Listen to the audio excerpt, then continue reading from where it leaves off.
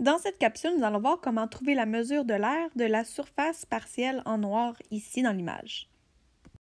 En premier, il est toujours bien d'analyser l'image qu'on a devant nous. Donc, nous avons un grand rectangle en noir et à l'intérieur, il va falloir enlever la mesure de l'aire du disque qui est en blanc.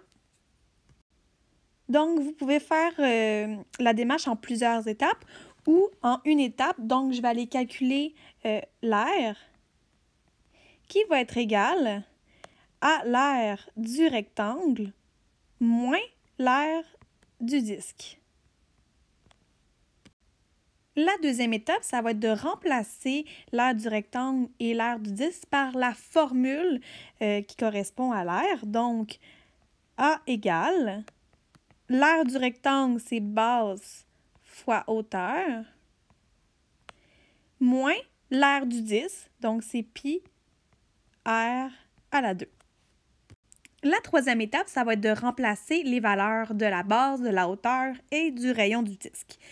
Donc, l'aire est égale, la base du rectangle, ça va être mon 32 cm ici, donc 32, fois la hauteur, ça va être le 24 cm ici. Donc, 24, moins pi, et là, il faut aller trouver le rayon. Le rayon, en fait, qu'est-ce qu'on connaît? Bien, on a la hauteur du rectangle qui correspond ici au diamètre du disque. Donc, je vais prendre la mesure de la hauteur du rectangle de 24 et je vais diviser par 2 pour me donner la mesure du rayon. Donc, comme je viens de dire, ici, le diamètre correspond à mon 24 cm qui est la hauteur de mon rectangle.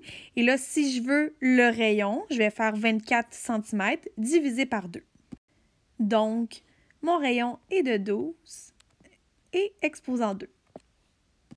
À ce moment-ci, je prends ma calculatrice et je peux calculer d'un coup 32 fois 24 moins pi fois 12 à la 2. Je vais arriver directement à la réponse. On va quand même arrondir. Et c'est la réponse finale, donc 2 chiffres après la virgule, à 315,61 cm², ce qui correspond à l'aire de la partie en noir. En résumé, dans ces étapes-ci, on a 4 étapes à faire. En premier, l'aire est égale, j'inscris l'aire de quoi que je vais devoir calculer, l'aire du rectangle, l'aire du disque. Je remplace par la formule qui correspond à l'aire du rectangle et la formule qui correspond à l'aire du disque. Je remplace les données qui correspondent à la base, à la hauteur et au rayon. Et quatrième étape, j'arrive à la réponse. On n'oublie pas, tout au long, j'ai gardé le A pour l'aire. J'ai indiqué que j'ai arrondi avec le symbole. J'ai mis 2 chiffres après la virgule parce que c'est ma réponse finale et j'ai pas oublié mon unité de mesure.